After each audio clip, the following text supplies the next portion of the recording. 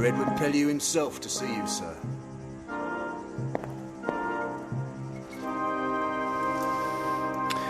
Very well, you can leave us. Your Honour, I shall have to lock you in. Then do it.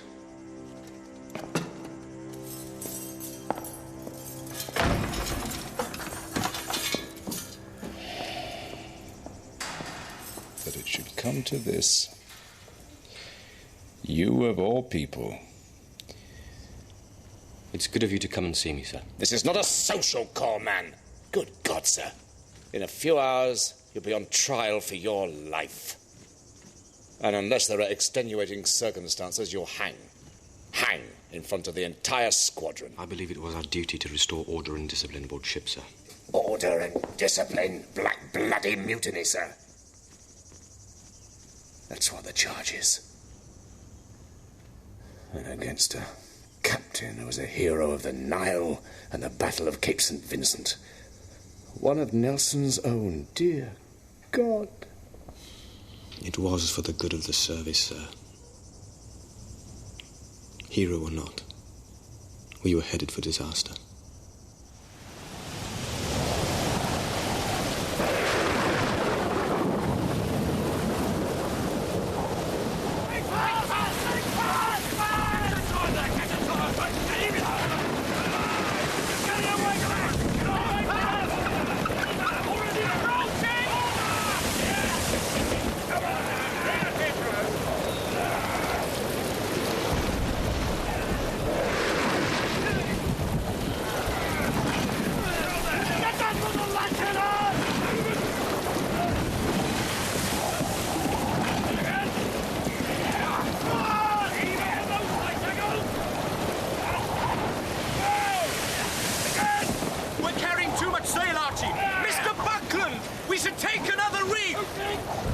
You're the officer of the watch, Mr. Hornblower. It's your decision. Row that cleat! If this keeps up, we'll be aloft before long, I warrant you. That'll sort out the men from the boys. Oh, God. Don't worry, kid. Stick with me. You'll grow up as better as the rest of us. Mr. Welland, my respects to Captain Sawyer. Please inform him we're about to shorten sail. Aye, aye, sir. Matthews, hands aloft to double reef that main topsail. Aye, aye, sir. Oh, yeah. Come on, lads. Come on, Randall. Come on, you little one. Get up there. Up there. Right there. Come on, lad.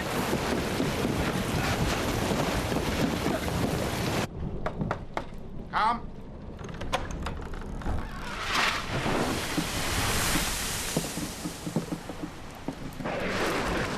What brings you to interrupt my fruit, Mr. Welland? Captain Sawyer, sir. Come on, boy. We won't eat you.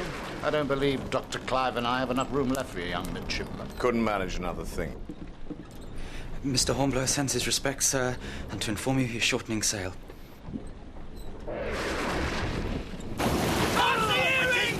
Watch what you're doing, Styles! Just watch yourself, Randall! Keep your friend out my way! Where are you going? Captain Sawyer, sir, I've ordered another reef in the main topsail, sir. So I hear, Mr. Hornblower. Your decision alone? Indeed, sir. Mr. Buckland, you're the first lieutenant. Do my standing orders require the officer of the watch to inform me before shortening sail or not?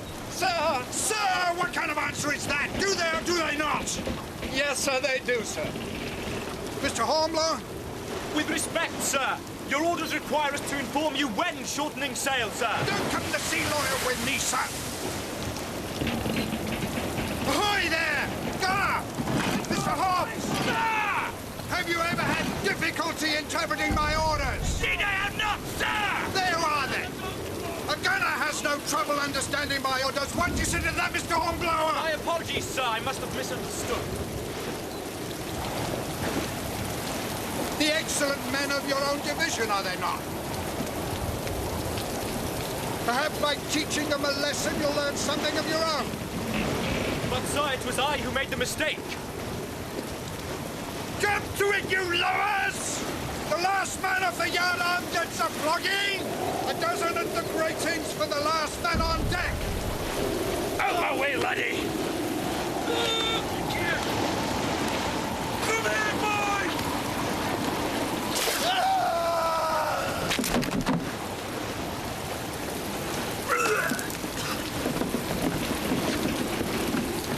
Pass the word for the doctor! Pass the word for the doctor! He's dead, sir. Well! He's dead! Dr. Clive will be the judge of that.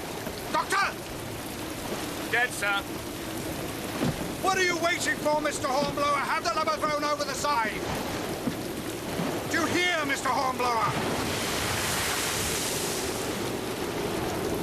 For God's sake, Horatio. The lad's dead, sir. Nothing will bring him back. Is that right, Mr. Kennedy? Yes, Styles, that's right. We can read over him later, sir. Mr. Hornblower, get that man off my quarterdeck.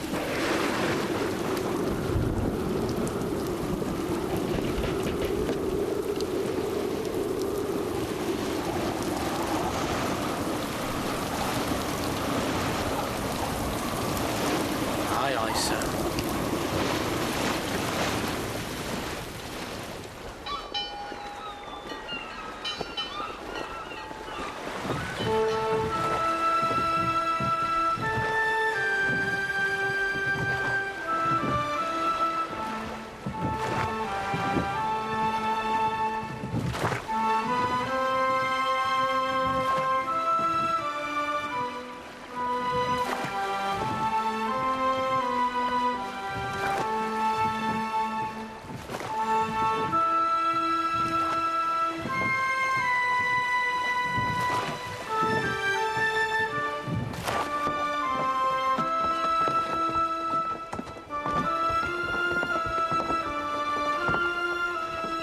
Stow those bales forward on the gun deck. Morning. Bush, second lieutenant. Look out there! Look out!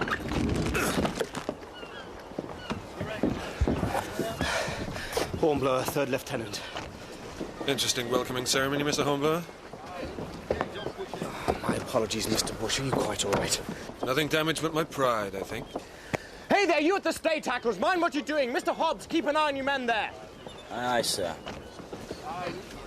Mr. Hobbs, lay aft here.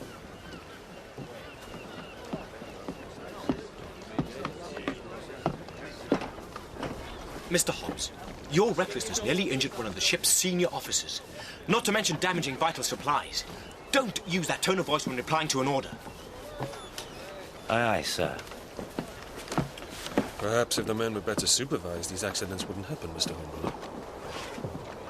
Captain's coming off, sir.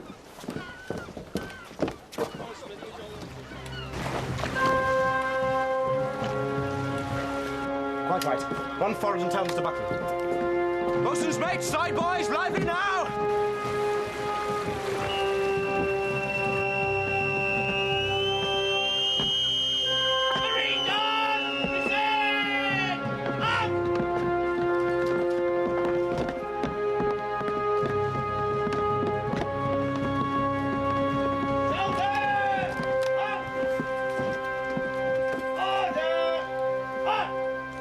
Lieutenant Bush, come aboard, sir. You came in my absence, did you?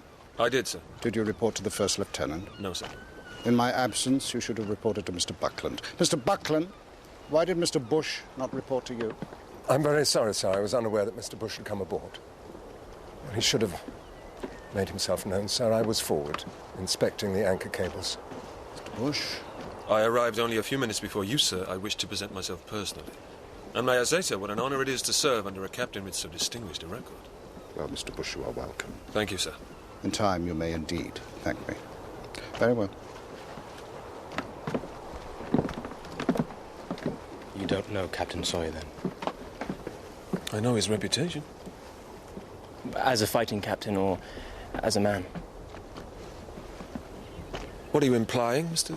Kennedy, sir. Fourth lieutenant. Well, Mr. Kennedy, I don't think I much care for your tone, sir. Mr. Kennedy was merely making conversation. Weren't you, Mr. Kennedy? Now let me show you the wardroom. Very good of you.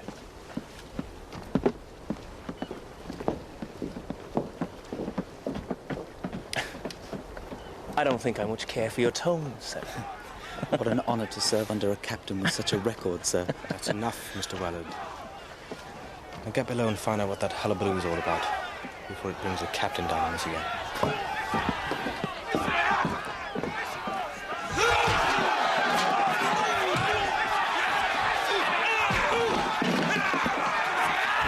Yeah, pushed a little bugger off the yard arm. Who cares?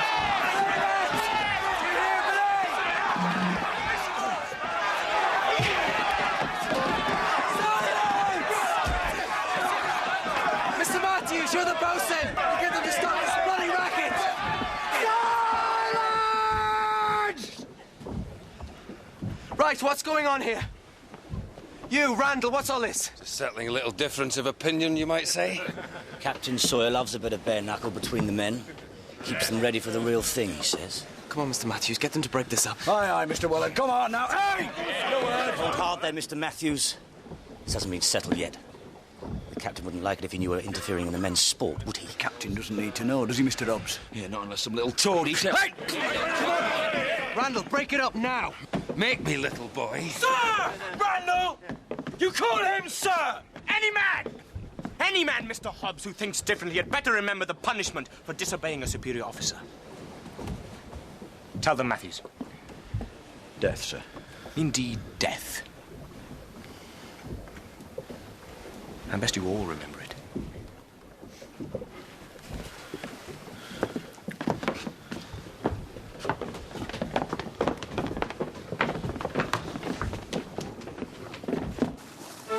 Get the ship underway, if you please, Mr. Buckland.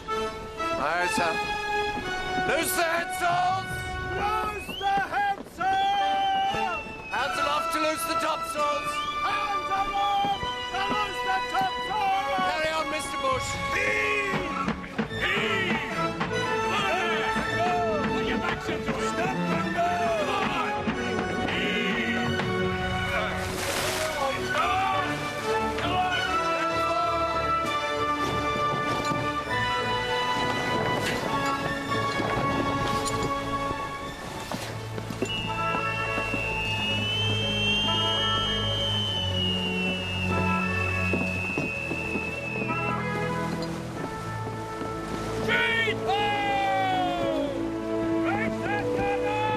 Sir Hornblower. Sir, Set a course to weather the Lizard and then southwest, sir.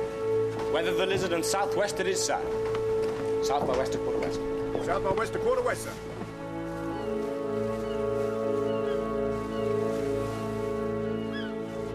Well, gentlemen, it's the West Indies for us.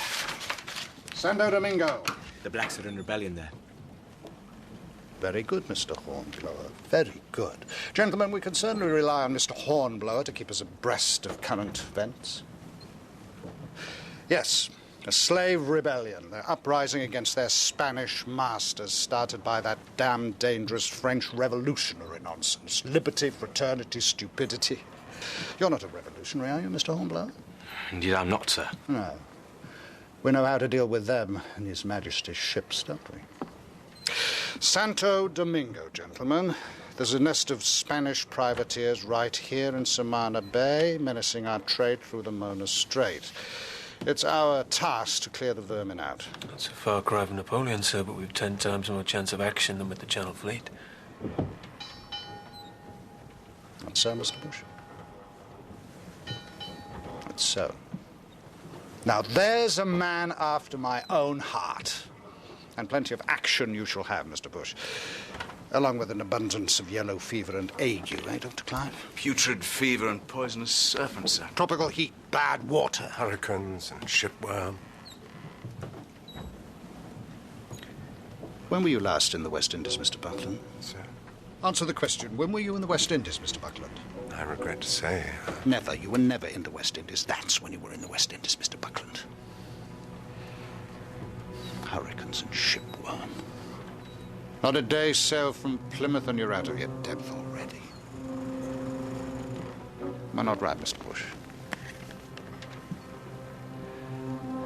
I said, isn't that right?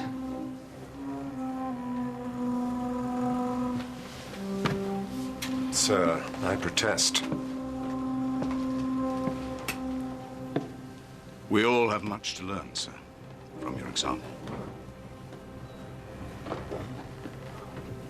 Quite right, Dr. Clark.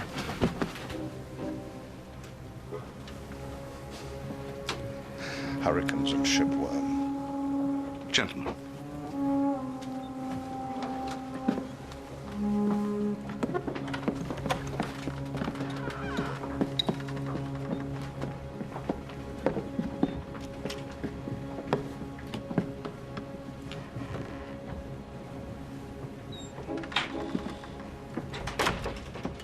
Then how would you describe such unsound behaviour? Captain Sawyer's just wary, aren't she? Weary? The man's bedeviled, Horatio. Now, do you think Bush would agree with you? Well, no. Or Buckland?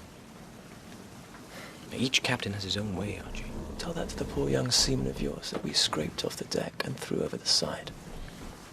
May I remind you that when we first heard we were to transfer to Captain Sawyer's command, we drank Portsmouth dry in celebration. The man's a national hero. He's earned his place in history. It's not history that concerns me, Horatio. It's the future. It's far more uncertain.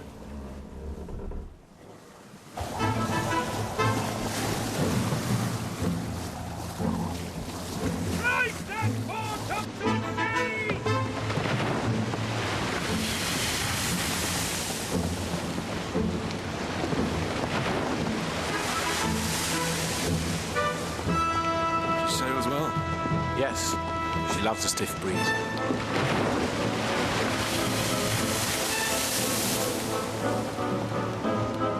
This is a bit more than a stiff breeze. We'll have to get some sail off her. The captain has to be informed first, sir. Standing orders. Very well, Mr. Kennedy, if you would, please. Aye, aye, sir.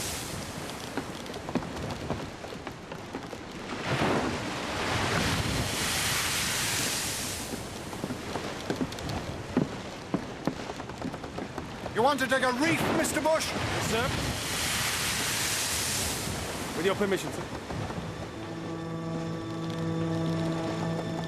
Very good, Mr. Bush. Call all hands.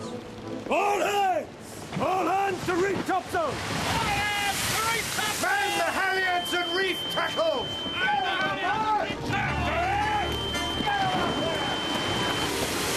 Reef tackles!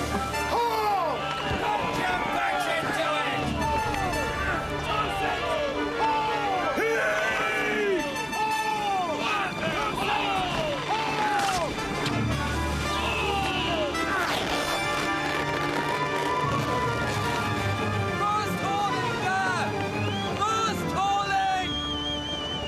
Who's that countermanding my orders? It's me, sir! Willard!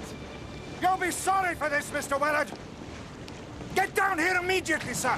There's a reef point caught in the block, sir. Weather side. The sail was starting to tear. What do you mean, coming between me and a man who disobeys me? Mr. Willard is on my station, sir. He was only doing his duty. Get down immediately, both of you!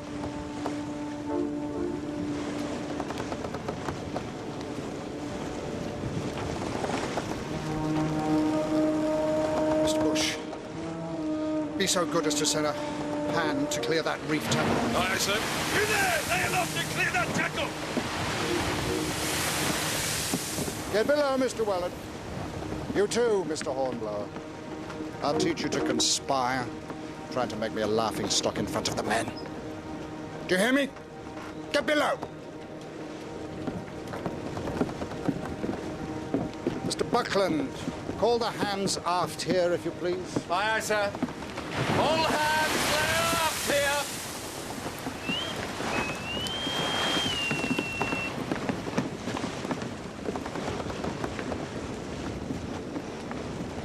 I know where loyalty is to be found, men. I've seen it. I see it now. I see your loyal hearts. I watch your unremitting labors as I watch everything that goes on in this ship. Traitors meet their just deserts, and loyal hearts get their rewards. We'll splice the main brace! Yay! A ton of rum to every man! Yay!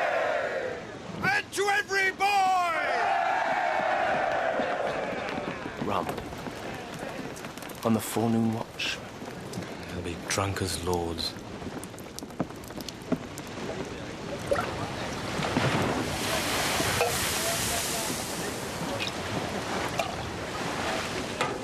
Come on, close up. Close up. Mr. Matthews, lay aft here and bring your mate with you. Aye, sir.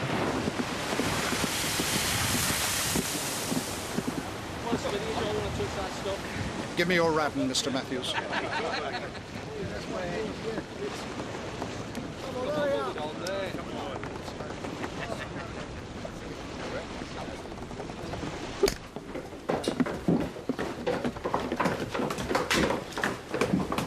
Mr. Willard's presence is required by the captain, sir. You too, Mr. Hornblower. Very well. I don't like it, sir. The lad were only doing his duty. No way out of it, Matthews. I could go a bit easier. Don't even think it. It'll be noticed, sure as sin. It'll only make things worse. No hard feelings, Mr. Willard. I've seen a beating, sir. I believe I will stand it well enough. Good man. Come on, then. Let's get it over with.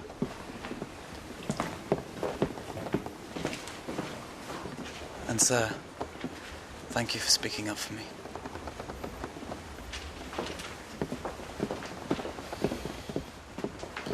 It's an injustice, Horatio. It's discipline, Archie.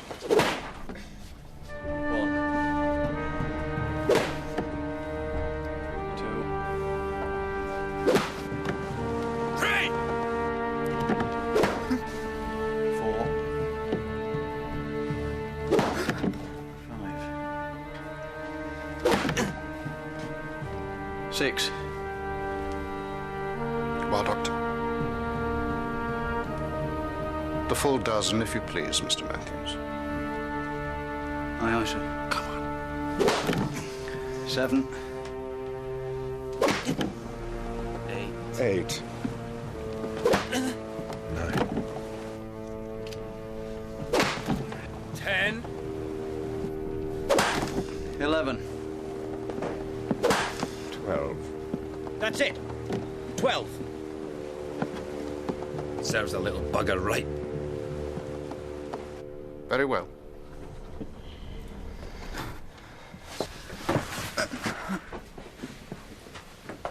The dishonorable part of Mr. Wellard has paid the price for his dishonor.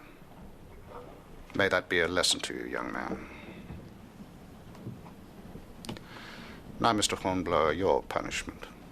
You think to be a colluder and corrupter of your juniors and to walk away scot-free? Were that the case, sir? No quibbling with me, sir. Were you still a midshipman, I would flog you like we have Mr. Wellard. Your position, however, dictates a more imaginative approach. You are on continuous watch for the next 36 hours. And I would remind you that an officer caught sleeping on duty is subject to the most rigorous penalty of the Articles of War. And you know what that is. Yes, sir. Then God help you if you're found asleep.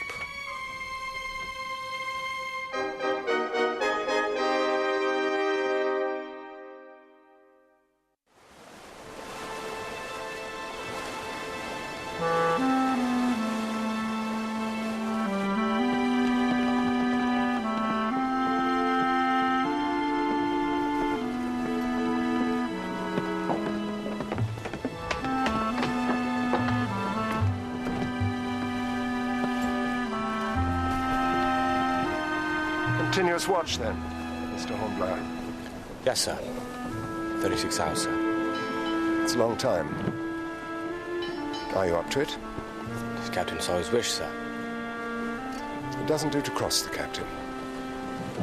It's a lesson we all learn. That was never my intention, sir. Glad to hear it, glad to hear it. Stand firm. Accept your punishment, and we'll hear no more about it. Yes, Mr. Buck. Carry on.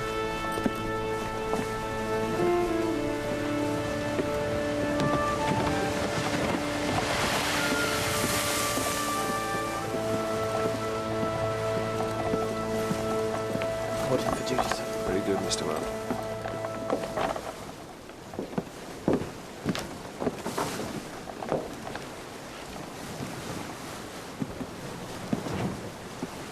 Mr. Wellard, those sand glasses need to be run against each other. Aye, aye, sir. Mark off each minute on a slate, or you might lose your reckoning. Concentrate on the task in hand. It'll help to keep your mind off the pain. Thank you, sir.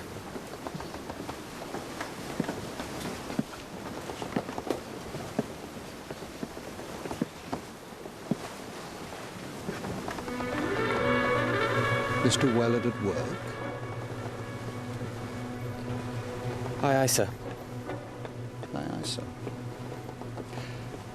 Mr. Wellard has learned better now, perhaps, than to conspire against his captain. Against his lawful superior set in authority over him by act of his most gracious majesty, King George II. Has learned that it is the painful duty of his captain Picking on Wellard again. Mr. Wellard of the consequences of such behavior. Yes. aboard one of His Majesty's ships. Is that reasonable, do you think? I don't see where reason comes into it.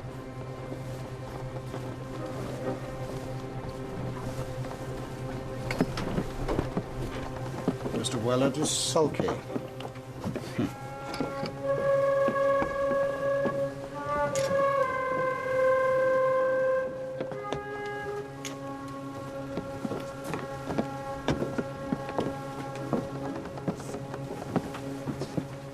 So you decided to hold me up in derision in front of the hands?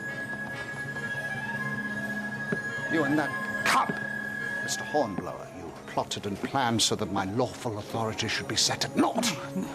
No, not at all, sir. Why attempt to deny it? Which one of you was it planned to snag that brief point? No one, sir. No one, sir. How can that be? No one. It was a plot. So you pretend to be busy to hide your face because of the guilt that is written upon it. You think to deceive me? I gave orders that Mr. Wellard should test the glasses against each other, sir. You are sadly mistaken, Mr. Kennedy, if you believe there is any good in this young fellow. Unless, of course, you are part and parcel of this infamous affair. I was merely observing, sir, that he was busy only because I told him to be so. What do you say, Mr. Bush? We can rely on your judgment, I'm sure. Boy knows nothing, sir. Doesn't know the bobstay from the spanker boom. Oh, no, Mr. Bush. You're too honest. I knew it the moment I first saw you. You don't understand these poisonous young reptiles. We must dredge the truth out of him. Oh, yes. Get below, Mr. Wellard. I'll have it out of you, by God, I will. Quartermaster, run forward and get Mr. Matthews to lay aft here and his mate. Aye, sir. Another dozen, and he'll coo like a dove. We must intervene. The captain is master of the ship. And he sought your opinion, sir, which I note contained nothing to dissuade him from this beating upon which he is now embarked. Mr. Hornblower, may I suggest you take the time to remind Mr. Kennedy that he is merely 4th lieutenant aboard this ship? He has the captain's ear. Why did he not speak when he had the chance? Say what? Captain's blood was up. For Mr. Bush to have spoken up for Mr. Weller would only have provoked him further. You think I should have held my tongue? You think I made it worse? You acted for the best. Oh. Well, there's precious salt for my conscience. On deck there! Sail ho! Where away? 4 points abaft the main, sir!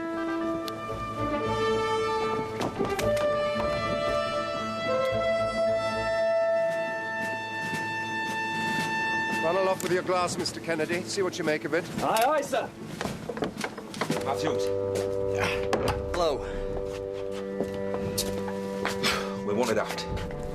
What now? Bring your kit. Oh, hell. Not another one. Who is it this time? Young Wellard again.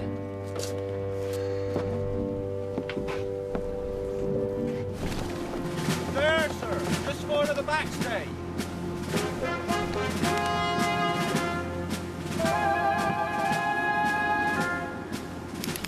French frigate! 36 guns! She's cleared for action! 36, eh? Shall we inform the captain, sir? She's catching us fast. Stab the lion on his prey. Rather you than me, Mr. Bush. I'll go, sir. No. No need, Mr. Hornblower. 36 guns to our 74. They'd never dare. There's 2 of them!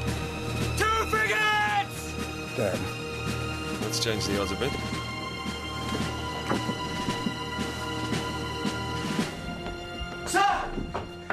Mr. Hornblower, you better have a good reason for this interruption. Yes, sir. Mr. Buckland's respects there, and there are 2 French frigates on the starboard quarter. Tell Mr. Buckland I shall be on deck directly.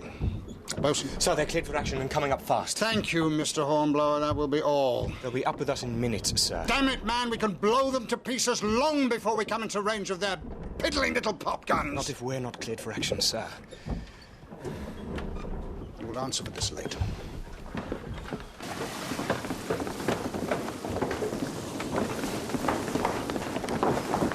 We thought perhaps, sir, that,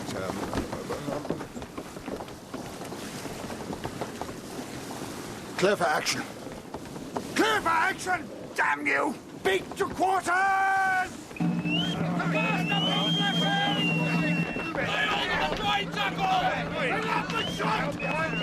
on, man! Look lively! Over the stone port! My God, they're fast. Mr. Hobbs, you will oblige me by taking a rope's end to those men if they don't bestir their miserable selves. What's wrong with them? Aye, sir! Come on, take them to the side, Tiger! Smarten yourselves up, men. They're drunk, that's what's wrong with the buggers. Beware a loose tongue, Mr. Matthews. You never know where it might lead. My tongue may be loose, Mr. Hobbs. But at least he's not raw for licking the captain's ass. Come on, put your backs into it!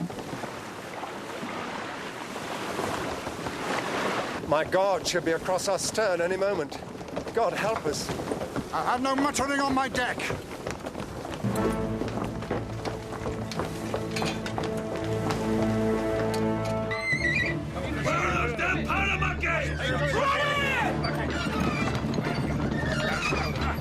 First part of my to the stern, chest, if you please, Mr. Weller. Aye, sir. Put it on the side. Mind that tackle! You think they'll be cleared in time? God knows. If this crew weren't such an ill-disciplined, drunken rabble, we would. That's not what I asked. Nevertheless, it's the point at issue. But mind that, damn it!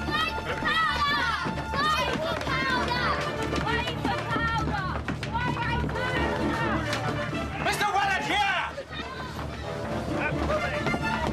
Sir, if she shows any signs of bringing her guns to bear, you're to shout it out immediately. Aye, sir. Come on, look lively! Load!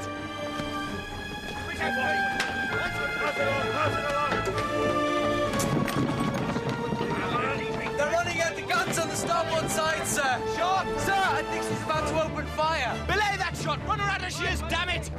Firing warning, Mr. Bush. Warning? What the devil? She has to see us smoke. None of our guns is ready. Very well. Shot! Fire! Stand clear! Reload! Frenchman bearing further away, sir. Very good, Mr. Weller. More rammers! Run her out! Fire!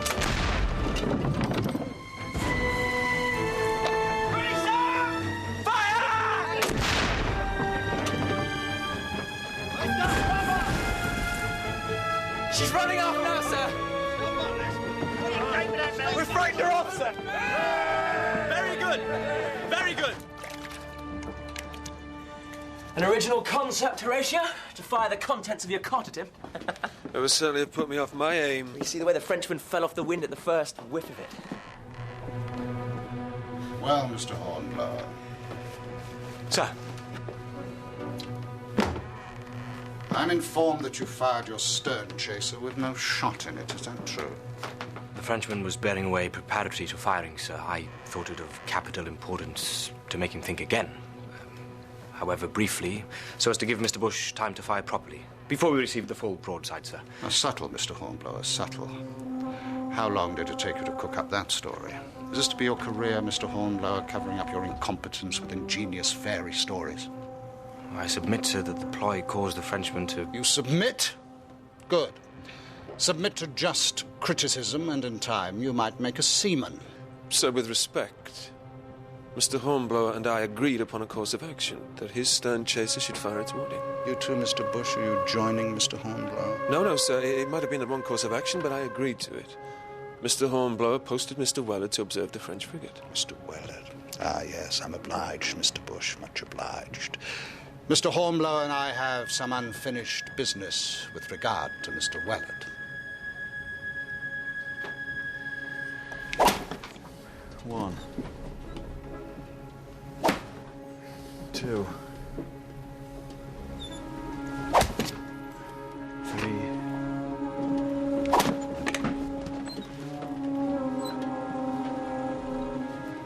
Four.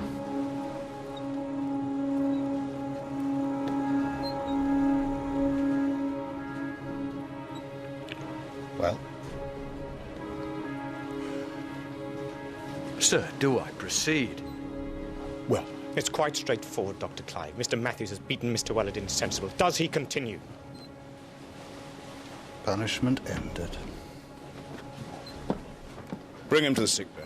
Then get back on watch, Mr. Hornblower.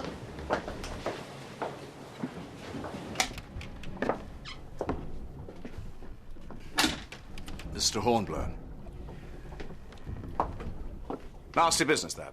Nasty business. But then again, boys have been beaten since history began. It should be a bad thing for the world if ever boys should cease to be beaten. That may well be your medical opinion, Dr. Clive.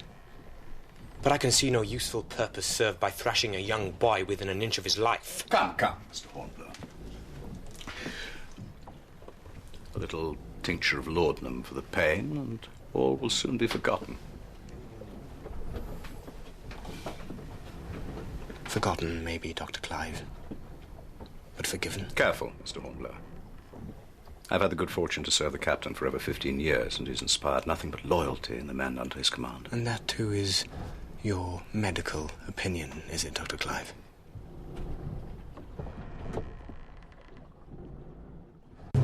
Article 19. If any person in or belonging to the fleet shall make or endeavour to make any mutinous assembly upon any pretence whatsoever, every person offending herein and being convicted thereof by the sentence of the court-martial shall suffer death. And if any person shall utter any words of sedition or mutiny, he shall suffer death. And if any officer, mariner, or soldier shall behave himself with contempt to his superior officer, or shall disobey any lawful command, every such person shall suffer death. And I'll have you all know that these articles apply to my officers as much as to anyone else. Carry on, Mr. Buckland. Aye, sir. Division officers!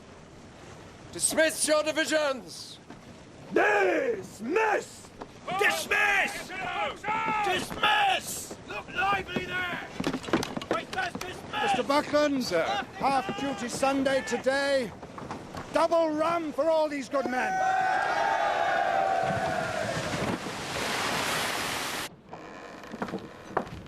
Sir.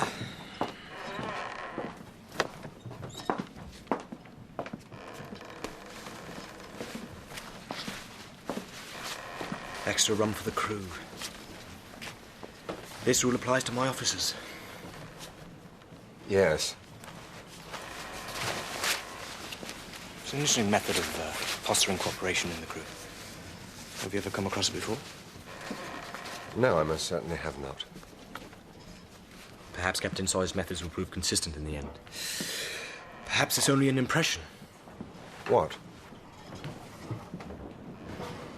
The erratic nature of his command.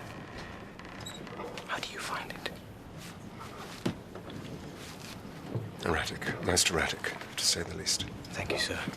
I needed reassurance that I was not misjudging the captain's mental powers. Not at all. That is to say, Probably not. I suppose it's a matter for Dr. Clive to pronounce on. That would be the appropriate course, yes. Good evening, gentlemen.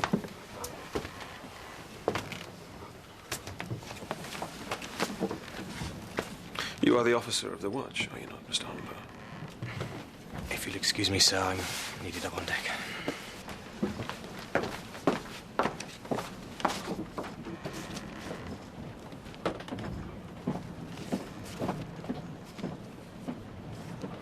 Extra rum.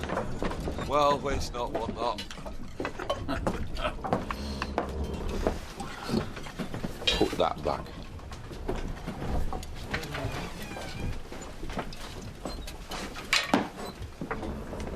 Put that back.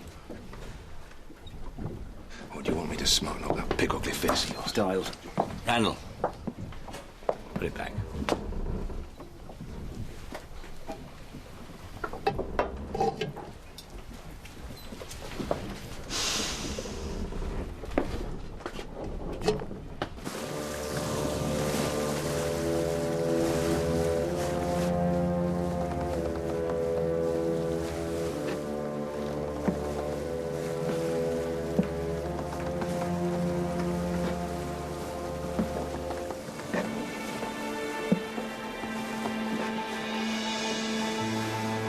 Mr. Hornblower. Well rested, I trust. Sir. Asleep on watch. You're as good as dead already. I'll take you out and hang you by the neck.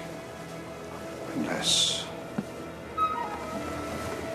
I do believe your life is in my hands. You fear me, sir? I've always held you in the highest regard, sir. Indeed. I was once like you, young, intemperate, a danger to fellow officers. You would shoot me where I stand. Sir. Here. Captain Sawyer, please. Don't trifle with me, sir. Shoot me. Stop that! You too, Dr. Clive. Is there no one I can trust? You should be in bed, sir. Give it to me.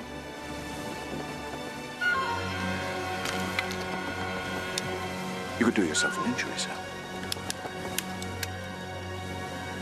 Come. I shall give you something to help you sleep, sir.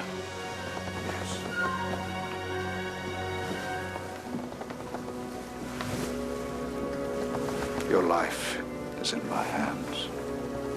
Don't forget. Your life is in my hands. You won't forget, sir. Will you, Mr. Hornblower?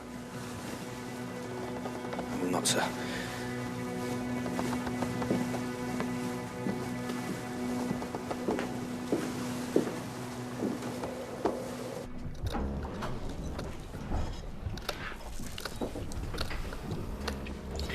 You'd do well not to let Randall get to you. But he's so... Hey, you're bosun's mate now. It's your job to keep order. Message from Mr. Hornblower. Could you turn to him on deck? Is that all he said? No, he said look lively.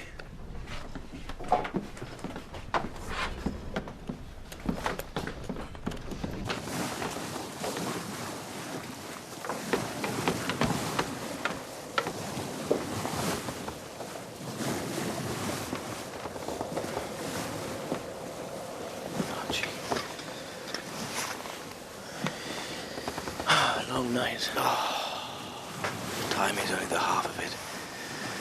I feared he was the captain returning. Oh, why, what new madness has he embarked upon?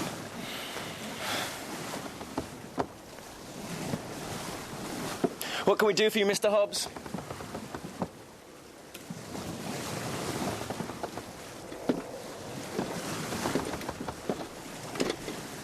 Captain Sawyer. I've never seen a man so unstable in his mind. He wants to die, Archie. Then let him. My fear is that in doing so, he'll delight in all of us dying with him. What now, Hobbs? It's Matthew, sir. You wanted to see me, sir?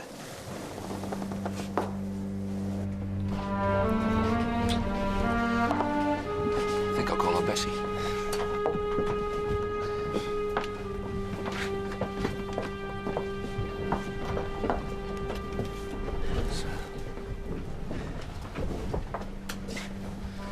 Bit of unfinished business, Styles. You're not so tough without your mate Matthews around, are you?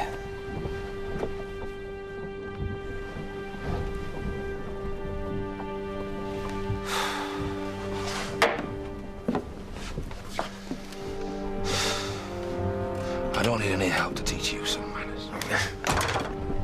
You don't need no knife neither.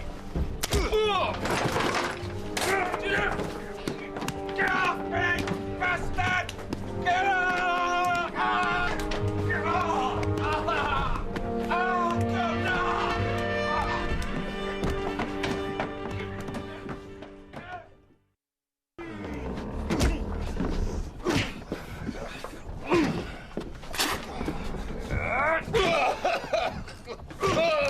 Should have realised I'm being sent on a wild goose chase, sir. Damn you! My God, you pay for this. Now put him in irons.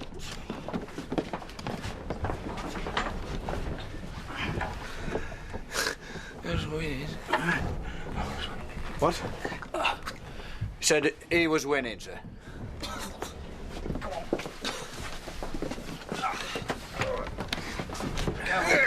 Now take him to the sick bay.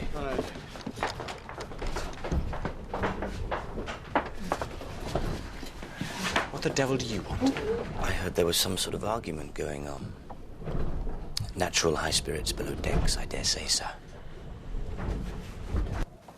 I therefore ordered Randall to be placed in irons, and Styles, who they'd kicked almost to death. You exaggerate, Mr. Hornblower. There he stands, large as life. You're too squeamish. I've noticed that about you. I dare say, sir. Styles, if you would, please.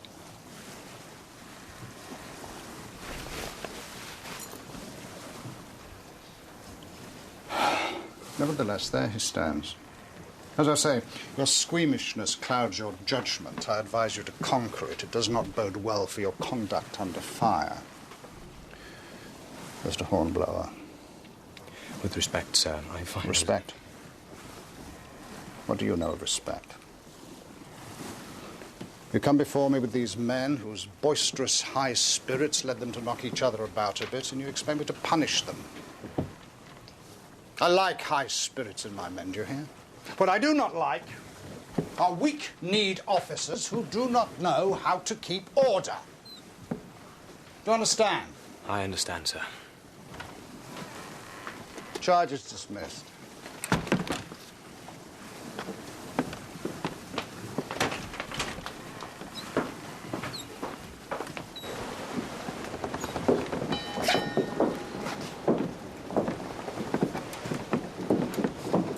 Well?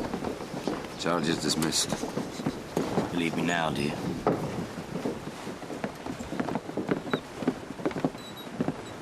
What the devil's he up to? I suspect the evidence was before the captain, before I opened my mouth. The evidence he wanted to hear, that is. My God, I believe you're right. Weak-kneed officers who do not know how to keep order. Never heard the like. Order? He doesn't know the meaning of the word. Stay where you are, gentlemen. There. Every sign of guilt. Bear witness to it, Mr. Holmes.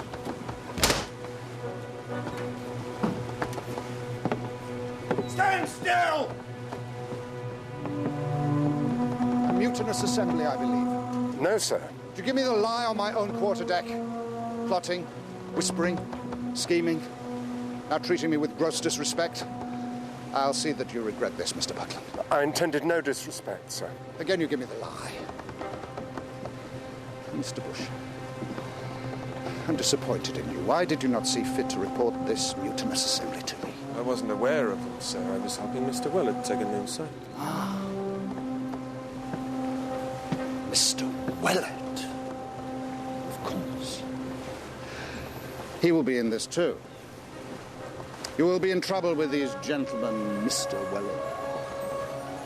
You didn't keep a sharp enough lookout, did you, boy? I doubt if you have a friend left on the ship. But later for you. The lieutenants first, as their lofty rank decrees. You,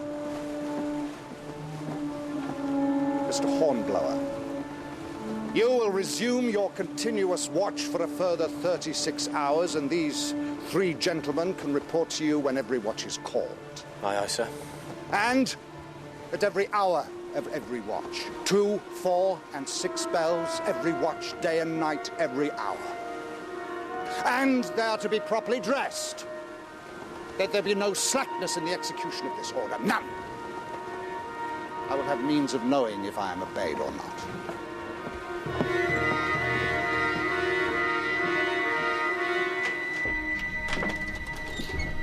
Dr. Clive. Mr. Buckland. Mr. Buckland. May I rely on your confidentiality? Good, good, good. The captain. The captain. Do you think... How would you describe his mental powers, his mental state? I would not presume to describe my commanding officer's mental state. You can't have failed to notice his management of the ship. I would not presume, Mr. Buckland. I advise you not to either, sir. Ambition is one thing. Ambition? What do you mean? I'm talking about the indiscipline of the crew. The ship is barely manageable. Hasn't it occurred to you that you would be captain? What? What are you talking about? For God's sake, man. If the captain were declared unfit, you would be acting captain. Master under God and all the rest of it. Sole arbiter of all lives aboard.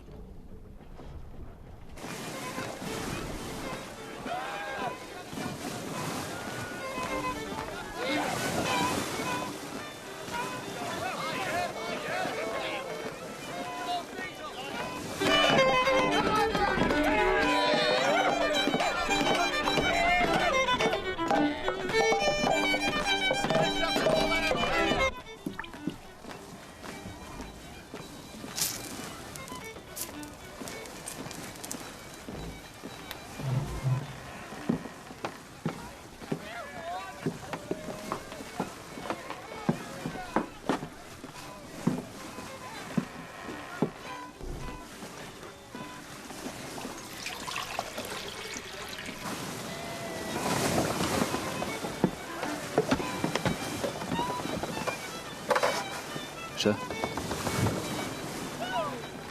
Matthews.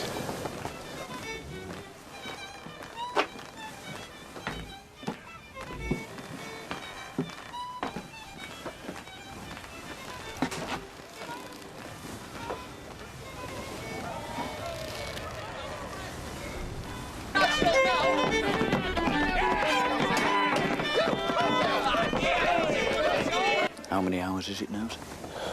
35. Well done, sir. Managed 19 hours myself once before I collapsed. Dead on my feet, sir. What happened then?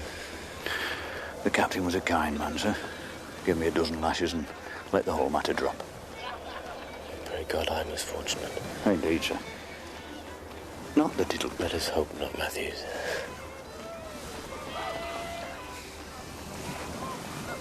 A lively crew. Not all, sir. Some of the men don't like it no more than I do.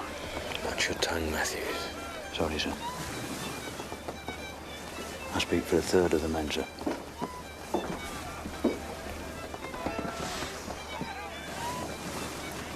Carry on, Mr. Matthews. Aye, aye, sir. Mr. Willard.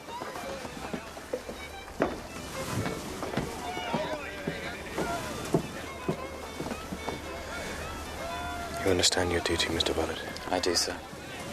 Good luck.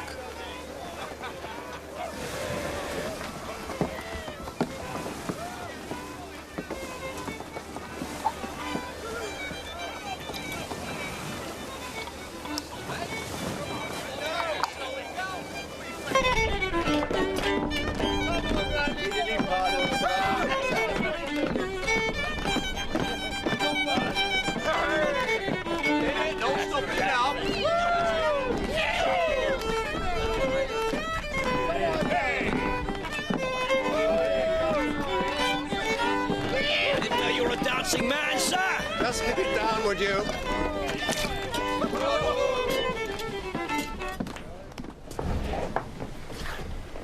Who threw that? The captain will hear of this. He'll have a right laugh when he does.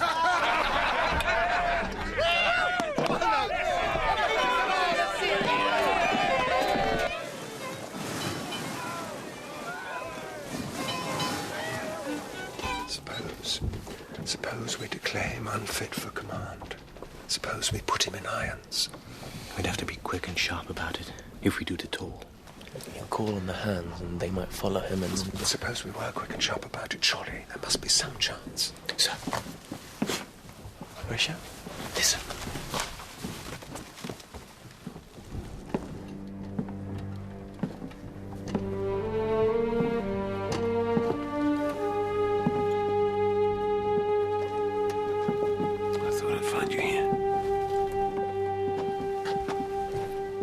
Did you indeed?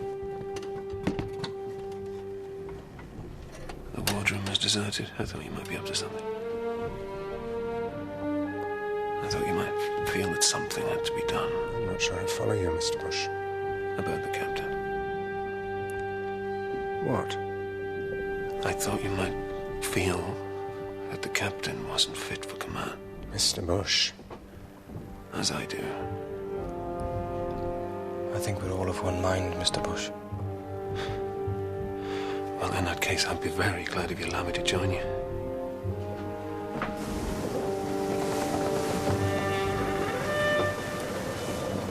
Mr. Wellard. I was expecting to see Mr. Hornblower on watch.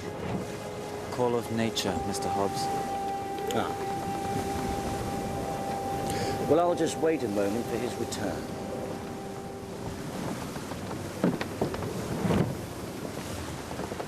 He's made a mockery of us. Officers on continuous watch.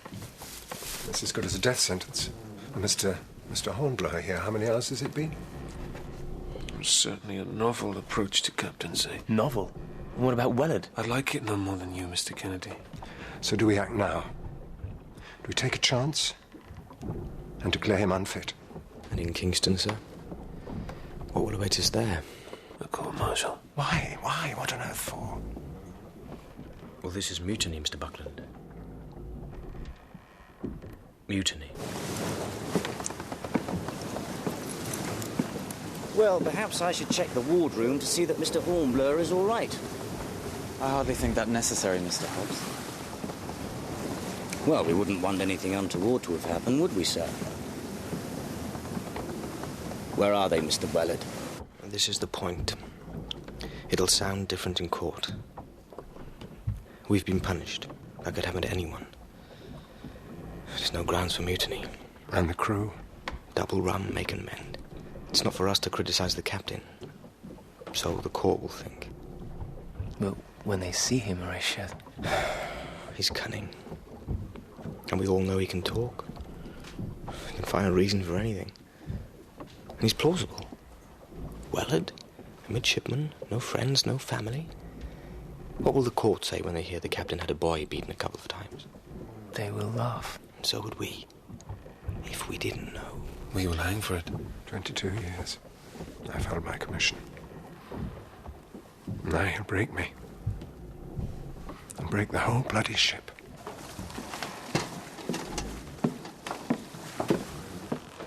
Sir. Sir. Hobbs. You said to tell you, sir. Yes, who? Lieutenants Hornblower, Bush, Kennedy and Buckland. Yes.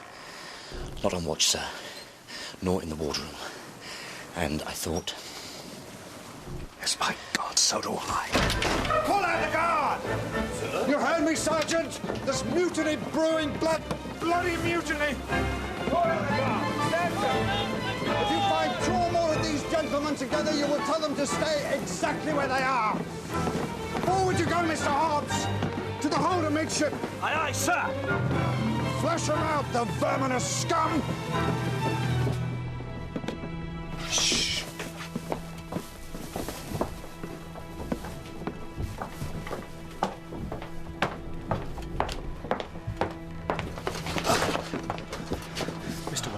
Why aren't you on watch? The captain said he's coming. God, holy God. Anyone else? He sent Hobbs to cover the midship section. He's turned out the Marine Guard.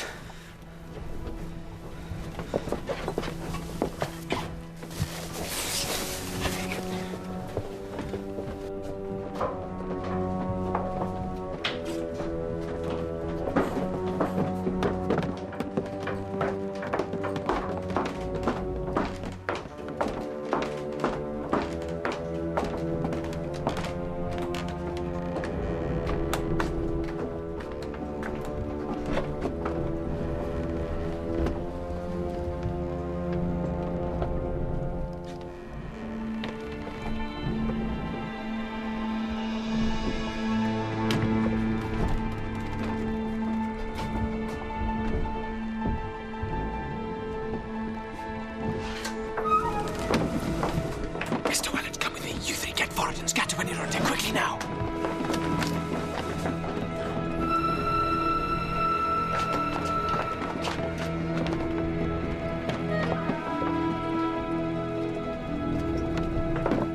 You two, go forward.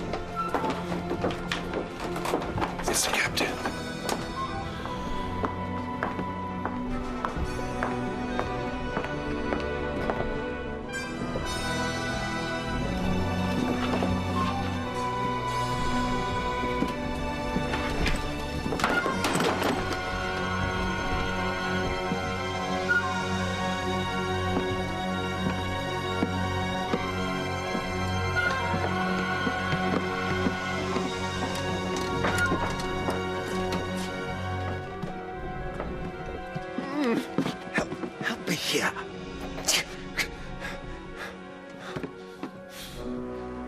Thank you. Let's get the grating. Mr. Willard, this way.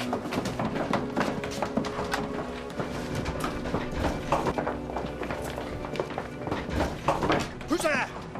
It's me, Hobbs, sir. Where are they? They're around here somewhere. Let's split up here.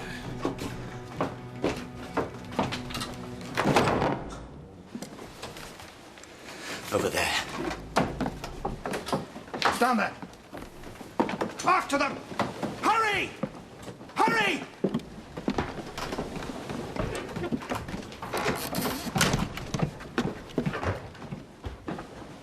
I hear you. Out. Out.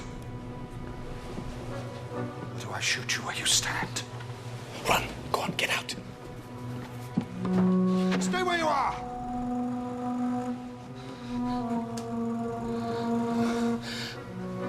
They've abandoned me.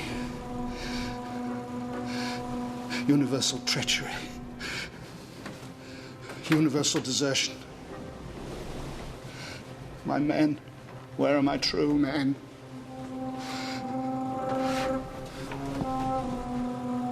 Keep away.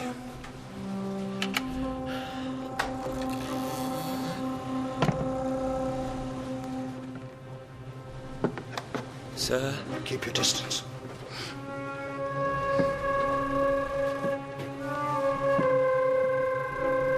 Sir?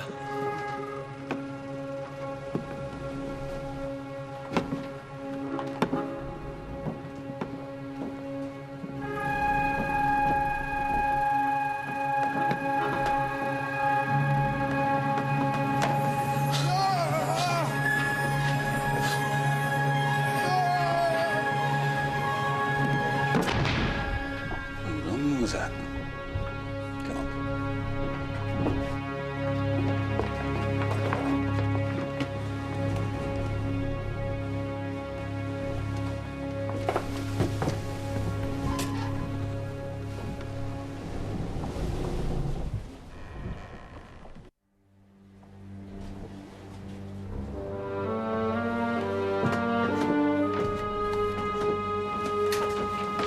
Is he dead? Dr. Clive is with him now, sir. What happened? It would appear he fell, Mr. Bush. Fell? So it would seem, sir. Are you all right, Mr. Willard? You shaking? Quite well, sir, considering. Mr. Willard, would you kindly retrieve the captain's pistols? They could be vital evidence, sir. Ah, yes, indeed. Sir. Captain was talking about mutiny, sir. We gotta catch the mutineers, he says. Did he give you any indication as to the identity of these mutineers? No, sir. But Mr. Hobbs was with him. Mike confided in him, sir. Yes, thank you. Dismissed.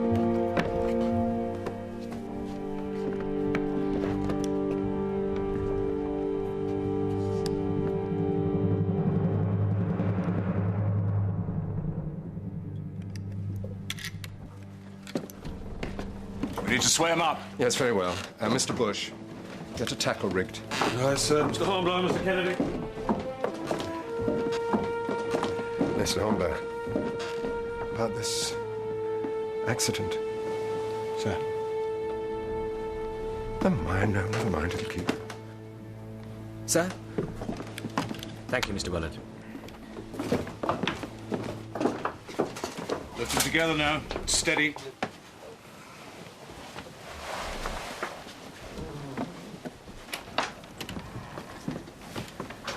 The pistol, sir.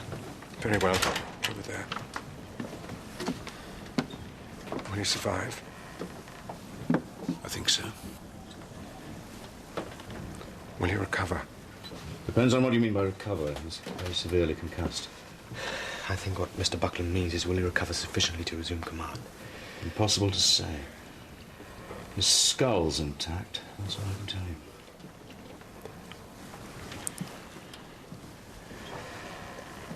Our being on continuous watch, sir.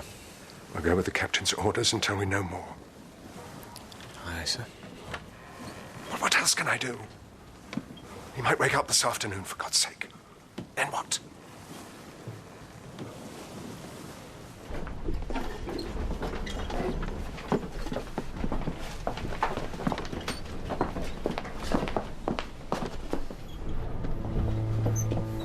Out of my way, please, Mr. Hobbs. I don't seem able to move. Awkward, isn't it? Can't be helped. Though, you can help me, sir. In what way?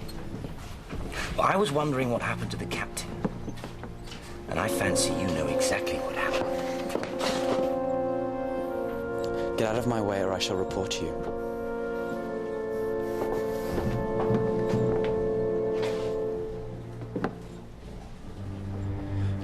How can I help you with that? I wasn't there. Oh, I think you can, sir. For when the captain's recovered, there'll be shootings and hangings aboard this ship. And you won't want to fall foul of those. So I think you'll tell me. After all, you wouldn't want to see your young neck stretched like a chicken. Sir.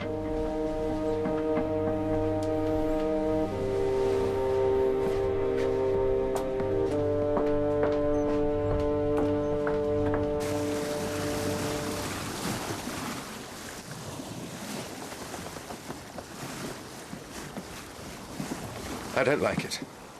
I don't like it at all. Mr. Buckland, we didn't do anything. Perhaps not. We all know what was said. Yes, but to no effect.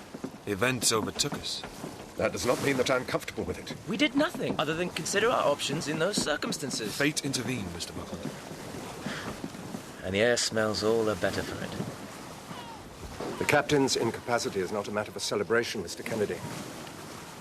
Unless and until Dr. Clive pronounces otherwise, I would remind you that he is still in charge of this ship.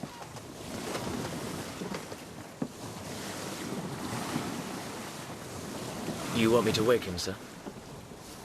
He hasn't slept for days. Let him have a little longer.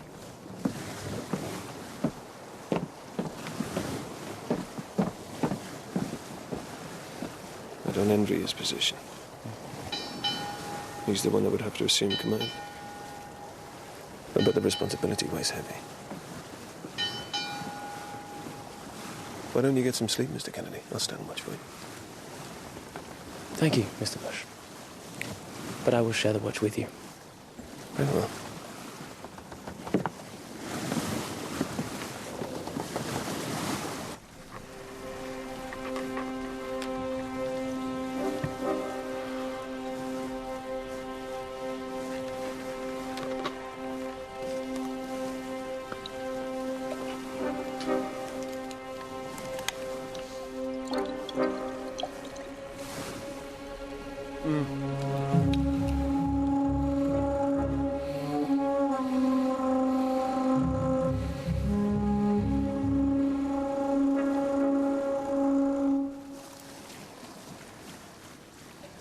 Two-day sail from Santo Domingo. Not long to whip this crew into fighting shape. No, Mr. Bush, but I'm sure the task will not prove beyond us. How did it happen? How did what happen? How did the captain fall down the hatchway? I think he must have overbalanced. Is that all? All? What do you mean, all? You know what I mean. You were there.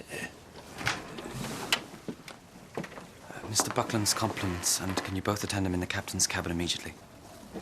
He's lost his memory, you say? Yes, he does not remember his accident at all, or the hours preceding it. Is he capable at present of commanding this ship? It needs to be established, Dr. Clive. At present, no. Then we all know where we stand. For the present, we do. How do you propose to treat him? We're bleeding him. I may purge him later. I've yet to refine a regime. He's certainly calmer. Calmer? In what way has he not been calm? He looks comatose.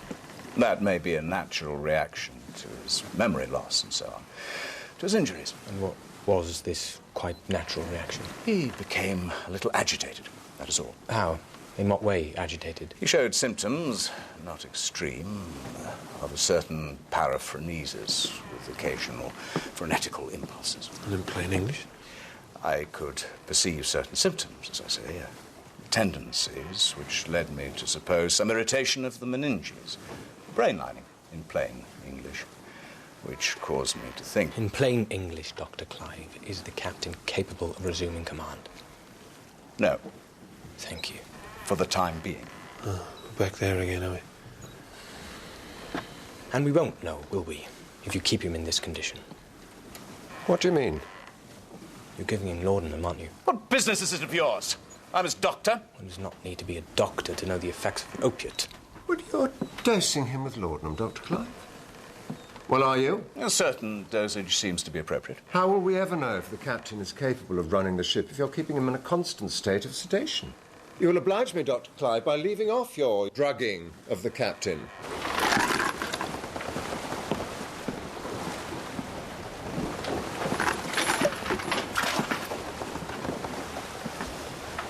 I do believe a bit of bruising about the face improves your looks. I've had worse beatings at the hands of my father. If he was my father. Next time, I'm going to do you for good, Styles. It's you when we toss us to the crabs, Randall. Except that spit him out. Because they're very particular about what they eat at crabs. It's more likely when the captain comes back, you two will be dancing from the end of a rope. You and whoever it was who pushed the captain into the hold. Save it, Styles. He's all mouth. Oh, no, that's a promise. I've got a nice bit of yard arm for you two. And an extra bit for Mr. Wellard. The captain fell. We all know that. Of course he did. Anyway, you two won't be so leery if the captain doesn't come back, I can tell you. Oh? Why not? Because Lieutenant Buckland is a born fool. He couldn't command a trip round the bay, never mind a 74. Dr. Clive, it is necessary for me formally to assume command of this ship. What's preventing you? You are Dr. Clive. You will not declare the captain unfit for command. You keep prevaricating. Until you declare him unfit, it will be a usurpation of power. Mutiny, in other words. Why are you so frightened of the word? You don't seem frightened of the fact that someone may have shoved him down that ladder and nearly killed him. That's what you should be concerning yourselves with, not the niceties of taking over. Dr. Clive, this is hardly helpful. Helpful be damned! I served with him in 3 ships. I know him. The man's a hero. You're drunk, damn it. You're drunk. Dr. Clive, We are less than 2 days' sail away from Samana Bay, where we are to see action. It is vital that you declare the captain unfit to command this ship, and for it to be noted, you will please satisfy us as to this point. Damned if I will. There it is. You decide. Satisfy yourselves. It may be a useful cautionary measure, sir, if Mr. Kennedy were to note Dr. Clive's inebriated condition. It may be that he is incapable himself of carrying out his duties.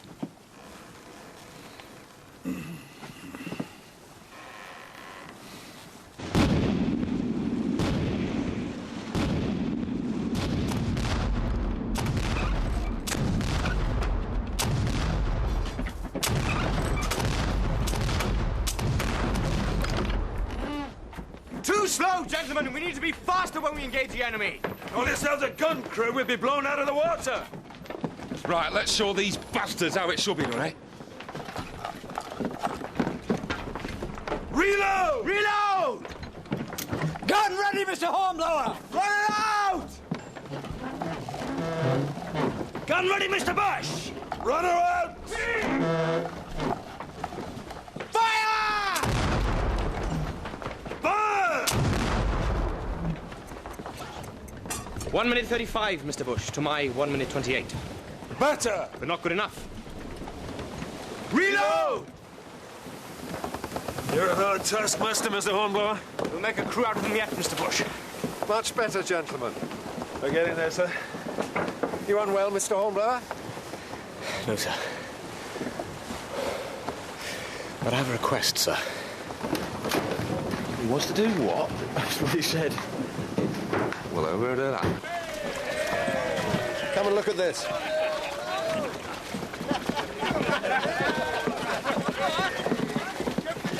Could you do that?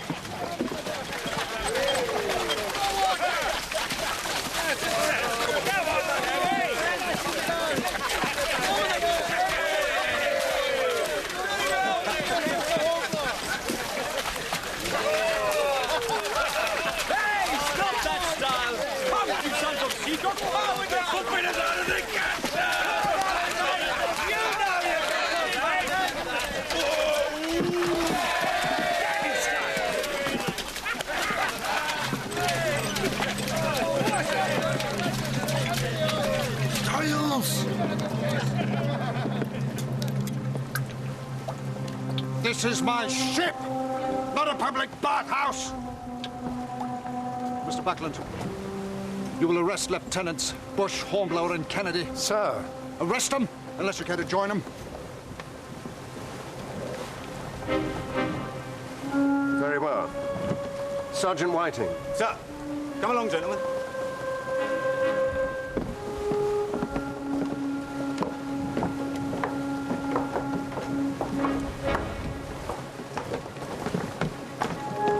And clap them in irons like the mutinous dogs they are.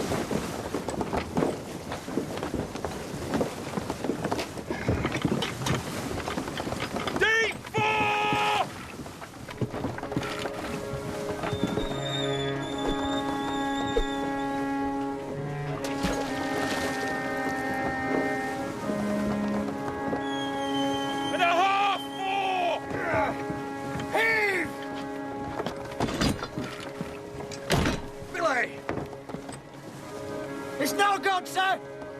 We'll never bring the guns to bear. The fort's too high up. Sir. Get away, get away. Sir, I beg you, we are standing into terrible danger. By the mark! 3! There is only a few feet of water under us, sir. We must turn now before it's too late.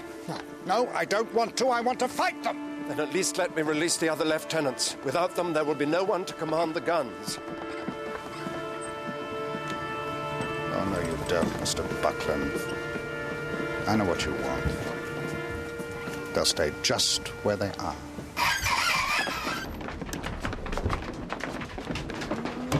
We're gonna come under fire at any minute. Why doesn't Buckland do something? Most of the hands would back him up. They're not stupid. Hobbs! Hobbs, come here now! For God's sake, man, this is madness. Get us out of here. Can't do that, sir. You know I can't. You can't work the guns on your own, Hobbs. Indeed us, Hobbs. I can't. Hobbs, get us out of here now. That's an order. No. Damn, thought we had him there. We did.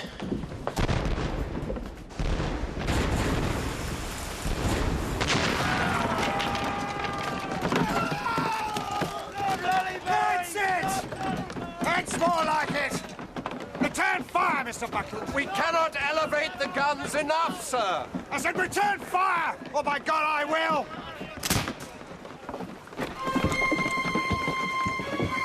Engage the enemy, mister. Sir. And a quarter less 3! This is my ship!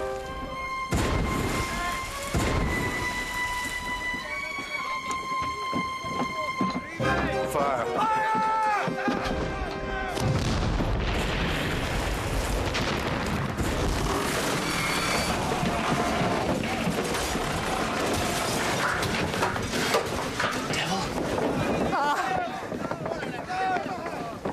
We're aground. God help us. We're aground. Come on!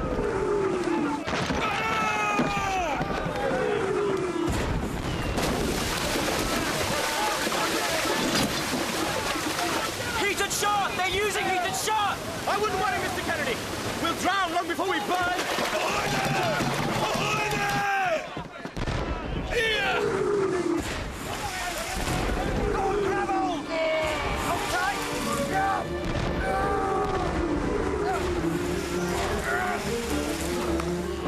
Why is it I can never find you when I need you?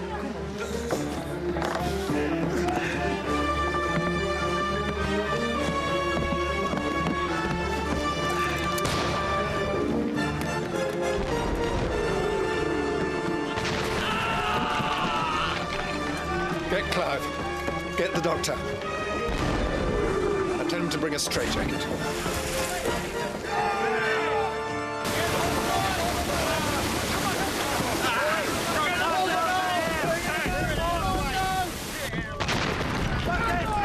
Where do you think you're going?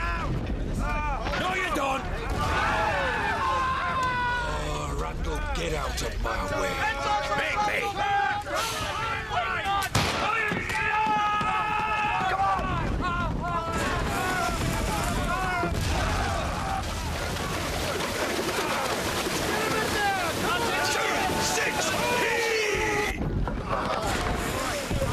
Hold him down! Mr. Buckland's compliments, and will you please come to the quarterdeck? My respects to the first lieutenant, but no, it's impossible. See why, surely. The captain said he's not himself. Is he wounded? No, sir, but... Well, these men are. Now, pass me that sword.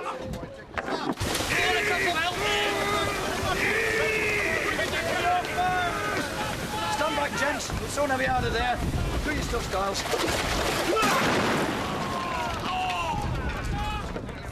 Thank you, Matthews. Now find the carpenter and get that hole plugged up. Then meet us up on deck.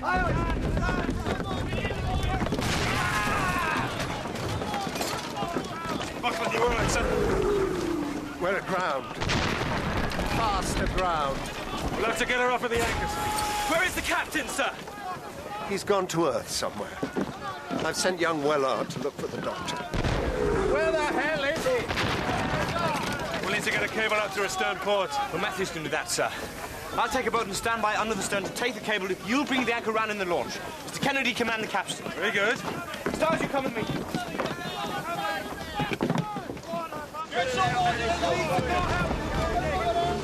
Give us plenty of slack, Matthews. Aye, aye, sir. More slack. Come on, men!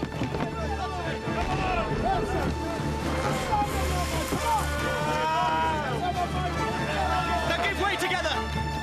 Sir, if you please, the captain was in a very bad way. I do beg you to go to him. In a minute! In a minute! More ligatures.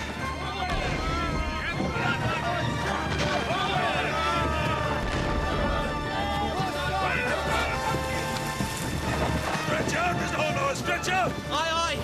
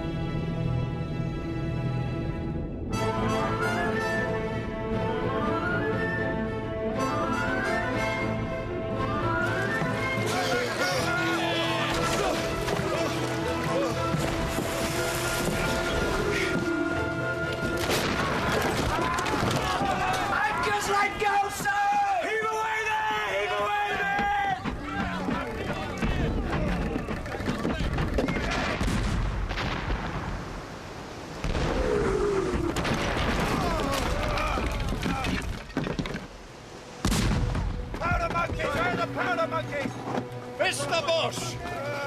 Come on over here!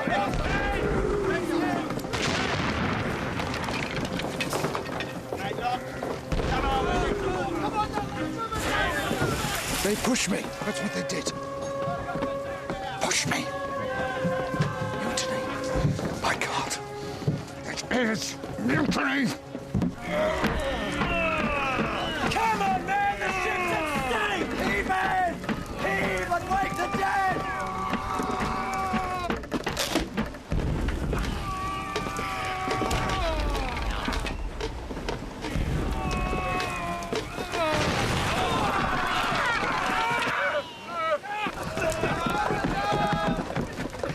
Move those buddies there! Stay to your post! Get up! Come on!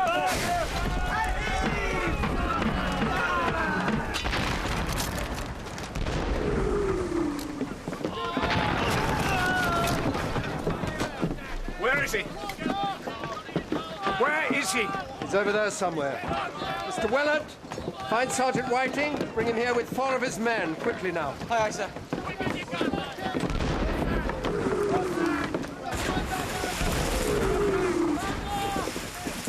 Captain Sawyer, sir. It's me. Dr. Clive.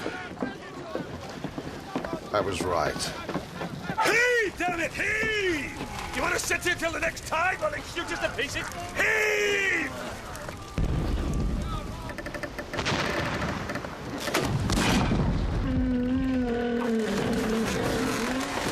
Did you feel it? When the guns fired. It must have broken the suction. Double shot the guns. I'll tell Buckland. Double shot the guns! Mr. Hornblower, what's happening below? If we miss this tide, we're finished. Mr. Bush's compliments, sir. We're about to fire every gun double shotted. We can't elevate the guns enough even to hit the fort. Recoil may shake us free, sir. There he is. He's one of them. Mutineers, all of them. You're under arrest for mutiny and treason.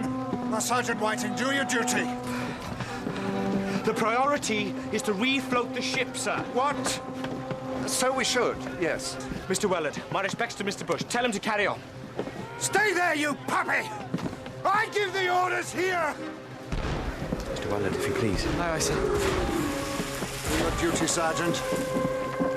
Damn your eyes, do your duty, or by God I will. Dr. Clive, is the captain fit to command this vessel? No, it's not as simple as that. Arrest him! Dr. Clive, if you continue to prevaricate, we shall all die here. I'll count to 3. Sir, I beg you. 1. Dr. Clive! 2. You're endangering the ship, Sir Dr. Clive! All right, yes. 3.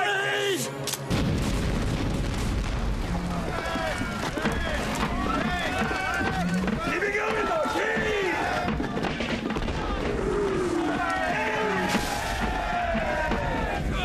What happened? Sergeant Whiting, the captain has been declared unfit for command. Please disarm him and escort him below.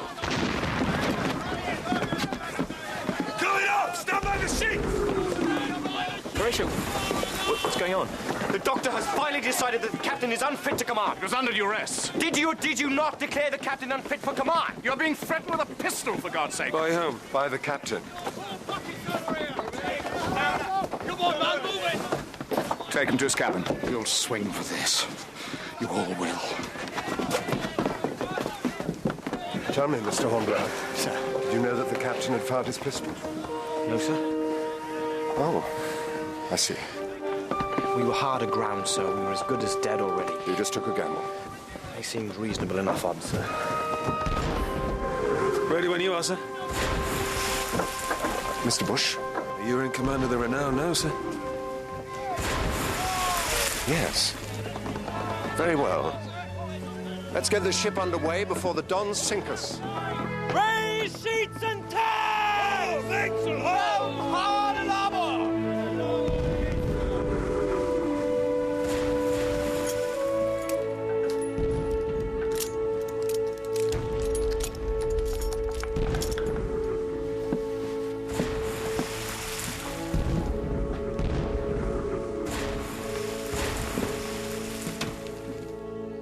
So the ship was saved.